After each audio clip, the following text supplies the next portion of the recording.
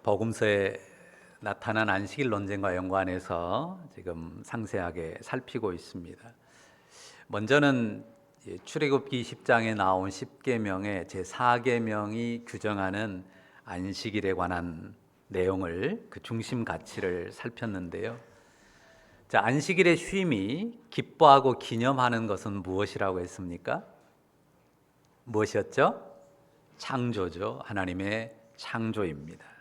하나님의 창조를 기뻐하고 기념하면서 쉬는 날, 그 날로 안식일을 정해 주셨습니다. 그리고 지난 주일에는 다음으로 레위기 말씀을 살피면서요, 안식일을 완성하는 게 뭐다, 안식일의 쉼을 완성하는 게 뭐다라고 말씀을 드렸는데요. 무엇입니까? 그렇죠, 성회입니다. 그러니까 안식일은 쉼의 날이에요. 또한 성회의 날입니다. 안식일의 가장 큰 두 가지 요소는 하나는 쉼이고 또 하나는 예배, 곧 성회입니다. 하나님의 백성이 모여서 함께 예배 드리는 것입니다. 그런데 그 쉼에도 성회에도 그 중심 가치는 뭐냐라고 했을 때 그것은 창조예요. 누구를 기억한다고요? 창조주 하나님을 기억하는 것입니다. 그러니까 창조주 하나님을 기억할 때 단순한 게 아니잖아요. 매우 구체적으로 내게 적용되는 거예요. 창조주이신데 내 생명의 창조자이시고 흙과 먼지에 불과한 나를 하나님의 형상으로 이 땅 가운데 한 인생으로 살도록 보내주시고 살게 하시고 보존하시는 창조주 하나님이시란 말이에요. 내 생명의 창조와 보존의 주권자이신 하나님을 기억하고 뿐만 아니라 너의, 그와 그들의, 이 세상 모든 생명과 만물을 만드시고 붙들어 보존하시는 창조주 하나님, 그분을 기억하는 것입니다. 그분 앞에 감사함으로 쉬는 거예요. 그리고 또 기쁨으로 그분을 예배하는 날이 바로 안식일입니다. 그런 날이기 때문에 안식일 성회, 성도가 함께 모이는 그 성회의 성도들의 마음에 담아야 하는 마음을 두 단어로 말씀드렸어요. 무엇과 무엇이에요? 사랑과 축복입니다. 생명 주신 하나님, 생명을 보존해 주시는 하나님 앞에 감사함으로 모이는 성회란 말이에요. 내 생명을, 너의 생명을, 우리의 생명을 만들어 주시고 보존하시는 하나님을 기뻐함으로 모여서 예배하는 성회란 말이죠. 그런데 그 성회에 모이는 사람들의 마음에 사랑과 축복이 빠질 수 없는 거죠. 만약 사랑과 축복이 빠졌다, 그러면 빈 껍데기에 불과하게 될 것입니다. 그러니까 먼저는, 중요한 이야기를 했어요. 먼저는요, 나 자신을 사랑하고 축복하는 것부터 시작돼요. 왜? 내가 하나님의 피조물이니까. 하나님이 나를 만드셨으니까. 하나님이 나로 보고 듣고 움직이며 살게 하셨으니까. 허물이 많지만 여전히 내 생명을 보존하시고 붙드시는 하나님이시니까. 그 하나님이 주신 생명으로 내가 살고 있으니까 그런 나를, 부족할지라도 마음에 안 들지라도 온통 초라한 게 많을지라도 그런 나를 사랑하고 축복하는 것부터 시작하는 것입니다. 나만 아니라 너를 사랑하고 축복하는 것이고요, 모두가 서로를 사랑하고 축복하는 성회, 그 거룩한 모임을 이루는 것입니다. 그런 점에서 예수님께서 누가복음에서 인자는 안식일의 주인이다라고 했는데요, 인자는 더욱 안식일의 주인이십니다. 자, 죄로 망가진 우리 영혼이란 말이에요. 자, 죄로 망가진 우리 영혼 안에 사랑과 축복이 없습니까? 있습니까? 없지 않아요. 우리 영혼이 죄로 망가졌어도 사랑과 축복이 없진 않습니다. 있어요. 그런데 우리에게 있는 사랑과 축복이 아주 뒤틀리고 이질어진 모습이란 말이죠. 다 사랑이 있어요. 없는 게 아니에요. 축복도 있습니다. 없지 않아요. 그런데 죄로 말미암아 일그러진 영혼 안에서는 이게 온통 뒤틀리고 어그러진 모습으로 나타난다는 말이죠. 그러니까 서로 앞에 죄와 미움, 저주를 품고 서게 되는 인생이란 말이죠. 그래서 인자가 되신 주 예수님, 사람 되신 하나님의 아들, 그의 십자가 대속의 은혜가 반드시 필요하다는 말입니다. 그분 안에 있는 죄 씻음과 정결함을 늘 덧입어야 되는 우리라는 말이죠. 하나님의 아들이 창조주예요. 영원히 하나님과 함께 하신 아들로서 창조주이십니다. 그러니까 본디의 하나님의 아들이 안식일의 주인이에요. 그런데 인자 되심을 인하여서 더욱 안식일의 주인 되십니다. 안식일의 주인은 인자 되신 예수님이십니다. 자, 우리 그리스도인들이 이 내용을 선명하게 정리하고 있어야 돼요. 안식일의 주인은 인자 되신 사람이 되신 예수님이다. 하나님의 아들이다. 자, 그런 점에서 더 그 내용을 선명하게 하기 위해서 오늘 사도행전 20장을 읽었는데요. 본문의 배경이 되는 곳은 어디인가요? 자, 두 곳이 6절에 보면 지명이 둘 나오죠. 어디와 어디가 나오나요? 자, 빌립보와 드로아가 나옵니다. 자, 빌립보는 성경에 자주 등장하는 곳이에요. 빌립보서가 있잖아요. 그 빌립보서의 수신처가 되는 도시가 빌립보입니다. 그러니까 필립 황제의 이름을 따서 우리말로 옮기면서 이제 빌립보가 된 거예요. 그리스 북동부에 있습니다. 에게해 그리스 터키 여행을 해보셨거나 그 지도를 좀 아시는 분은 이제 알 수 있을 텐데요. 그리스가 있으면 그리스 이 동북쪽에 있는 도시예요. 그러니까 알렉산더 대왕의 마케도니아가 일어난 그 땅에서 바닷가로 가까운 곳이에요. 그리고 그 앞 바다가요, 역사에서 굉장히 유명한 에게해라고 하는 바다입니다. 그리고 그 에게해 건너편으로 약 200km 정도 조금 더 되는 이 반대편 약간 남쪽에 지금의 터키 차나칼레라고 하는 지역에 이 드로아라고 하는 도시가 있어요.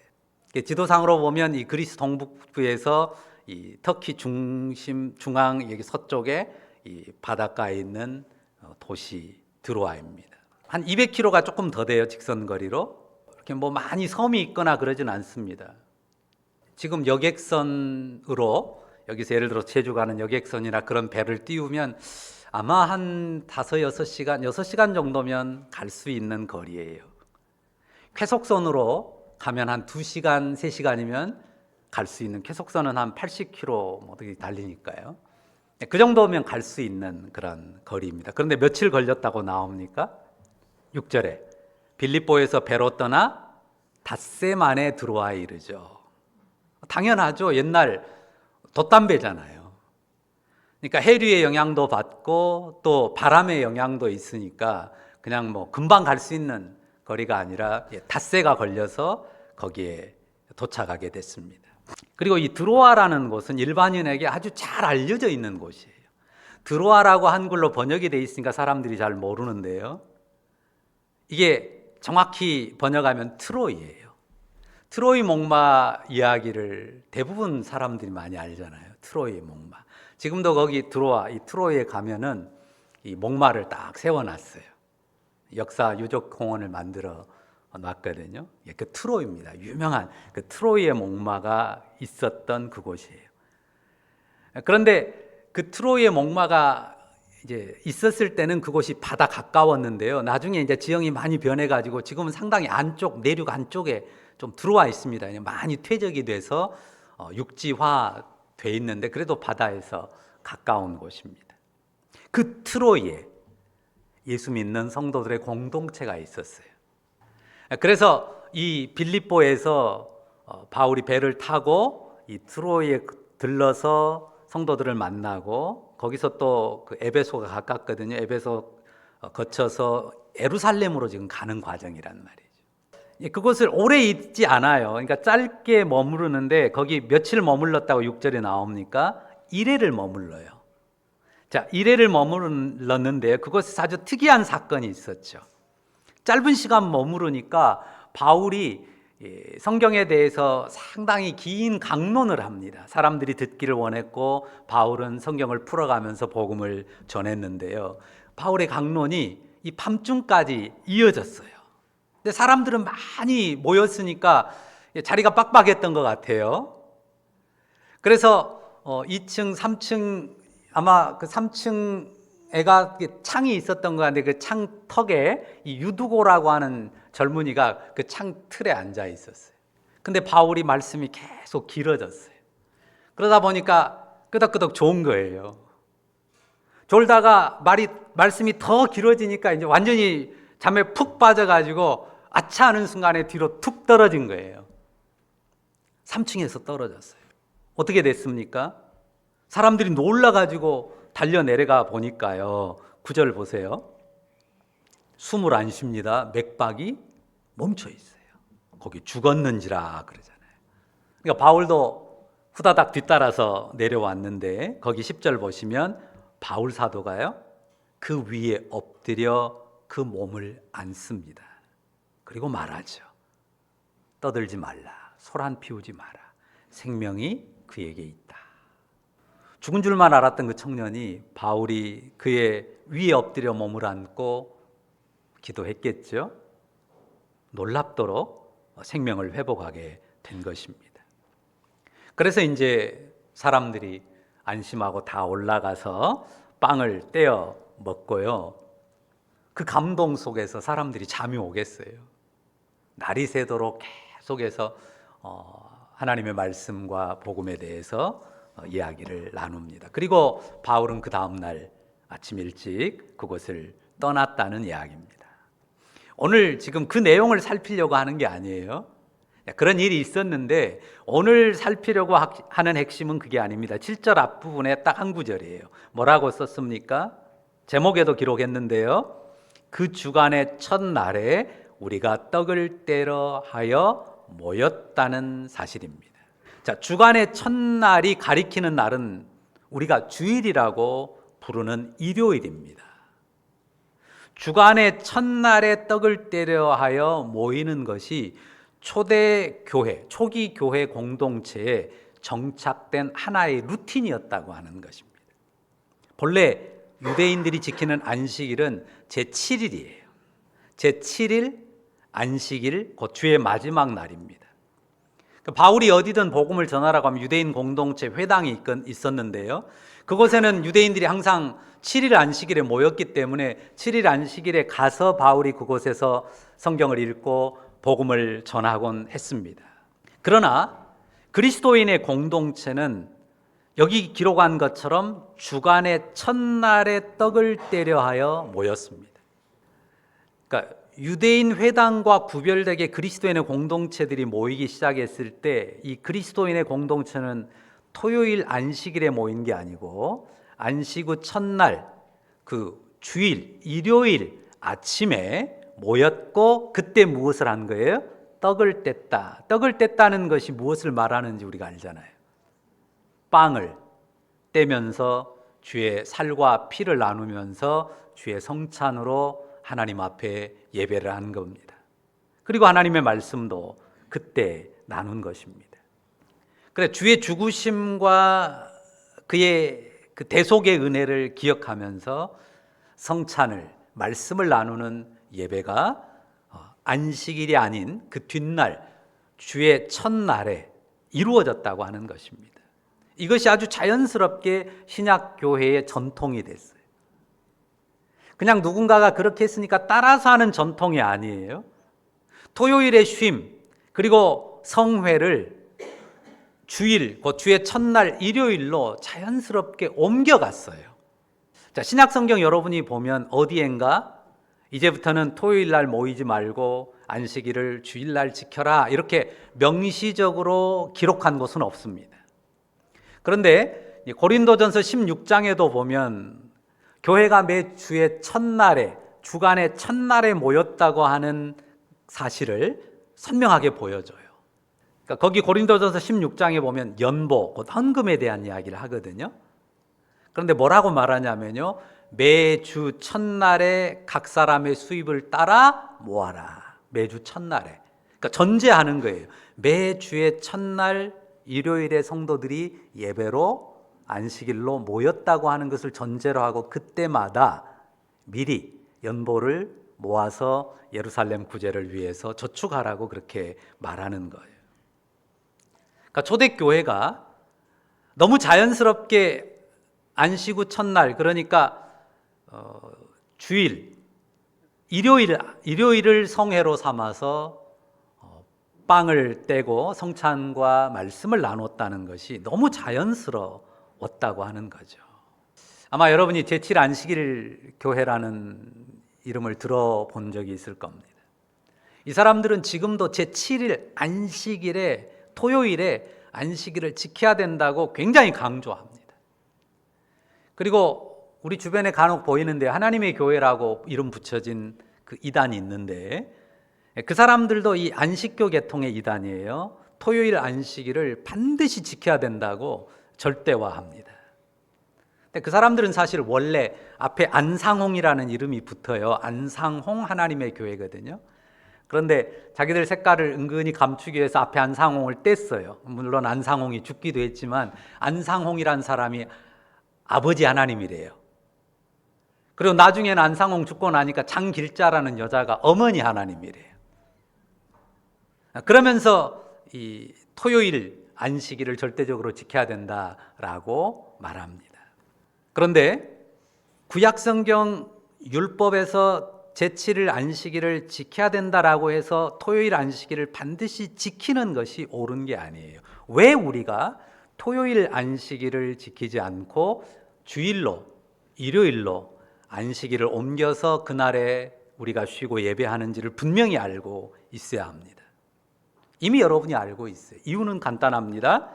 예수 그리스도 안에서 구약이 성취됐기 때문이에요. 예수 그리스도가 구약의 약속을 전부 이뤘기 때문입니다. 구약의 모든 제사와 모든 절기를 예수 그리스도께서 성취하셨어요. 그 기본이 안식일이죠. 하나님의 아들이 인자 되신 몸으로 대속제물이 되셨습니다.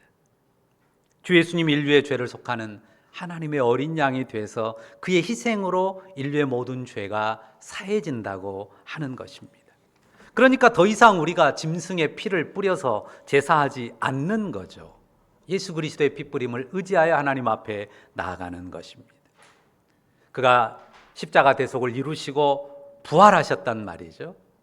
부활하신 그분이 죄와 사망 권세를 깨뜨렸다는 그 승리의 증거가 부활로 나타난 거예요. 그가 부활하셔서 영원한 생명으로 하늘 보좌에 오르셨습니다. 그러니까 구약이 미리 보여주었고 구약이 목표했고 바라보았던 구원이 예수 그리스도의 십자가, 하나님 아들의 사람 되신 그 몸으로 십자가 희생을 치르심과 부활을 통해서 성취됐다고 하는 것이죠. 그것이 초대 교회 공동체의 믿음이었죠. 뿐만 아니라 오늘 지금도 그리스도인들이 믿는 우리의 믿음이기도 합니다. 그러니까 안식 후 첫날 일요일 아침에 주님이 부활하셨어요. 부활로 나오셨어요. 부활이 구원의 완성이고 부활이 안식의 완성입니다. 그러니까 주 예수 그리스도의 그 부활의 생명빛 가운데 하나님 앞에 예배하는 것이에요. 율법을 지킴으로 구원 얻는 게 아닙니다. 율법에 규정된 어느 날을 지켜서 구원 얻는 게 아니에요. 구약의 법을 지켜서 구원 받으려면 구약에 수없이 많은 법들이 있습니다. 7일 안식일을 지켜야 된다면 또 다른 수없이 많은 제사법이나 절기에 관한 법도 문자 그대로 지켜야 될 것이에요. 그러나 우리는 그 약속이, 그 바라보는 그 믿음이 주 예수 그리스도 안에서 그의 십자가와 부활로 완성됐음을 믿기 때문에 주님이 부활하신 그 부활의 얼굴빛 가운데 주의 날 우리가 함께 모여서 주의 성찬을 또 주의 말씀을 듣고 나누는 것입니다. 인자 되신 하나님의 아들이 율법의 모든 요구를 자기의 죽음과 부활로 성취하셨어요. 그러니까 인자 되심을 인하여서 그분이 더욱 안식일의 주인이시다, 이렇게 말씀드리는 것입니다.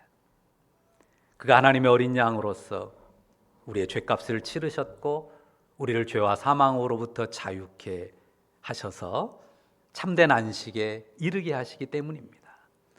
그의 십자가의 죽음으로써 하나님과 우리 사이에 막힌 담을 그가 헐었습니다. 하나님을 아버지로 모시는 자녀의 영광과 생명을 회복하게 하셨습니다. 그 일이 어떻게 가능합니까? 주 예수 그리스도를 믿음으로, 그의 죽음과 부활을 믿음으로, 그의 죽음과 부활 생명을 의지함으로 우리가 그 영원한 생명과 안식에 들어가는 사람들이 되었다는 말입니다. 어떻게 해요? 인자 되신 주 예수님을 믿음으로.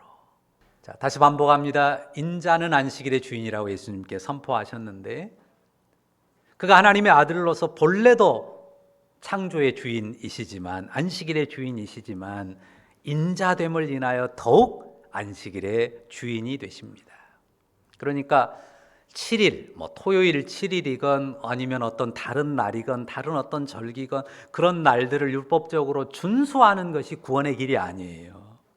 인자 되신 그 자기의 몸으로 죄와 사망 권세를 깨뜨리신 주 예수님, 부활 생명으로 우리 가운데 오신 그 주님 안에서 우리가 은혜로 구원을 받는 것입니다. 은혜의 선물로 구원을 받아 누리는 거죠. 그러니까 우리가 주 예수의 부활의 영광 빛 가운데 주의 날에, 일요일에 그 은혜의 선물을 기뻐하면서 참된 안식을 받아 누리는 자들로서 주의 날을 지키는 것입니다. 그 귀한 안식과 구원을 선물해 주신 주님을 알고 믿는 여러분인 줄 믿습니다. 더욱 기쁨 가운데 안식을 누리는 그 주님 안에서 더욱 기쁨 가운데 안식을 누릴 줄 알고 그 선물의 풍성함을 나누며 살아가는 여러분들 다 되시기를 주의 이름으로 축원합니다. 기도하십시다. 창조의 주께서 인생이 되시고 구원의 주가 되시고 우리에게 참 안식과 생명을 회복해 주셔서 감사합니다. 우리가 어느 날을 지킴이 아니라 주 예수를 믿음으로, 인자 되신 그 예수님의 구원, 구속의 은혜와 사랑을 믿음으로 그 예수님 안에서 참 안식과 구원의 생명을 누리며 살아가는 백성들 되었으니 그 믿음 안에서 더욱 사랑과 축복의 사람들로 이 세상의 축복의 통로가 되는 그 능한 하나님의 사람들이 되게 하옵소서. 예수님의 이름으로 기도합니다. 아멘.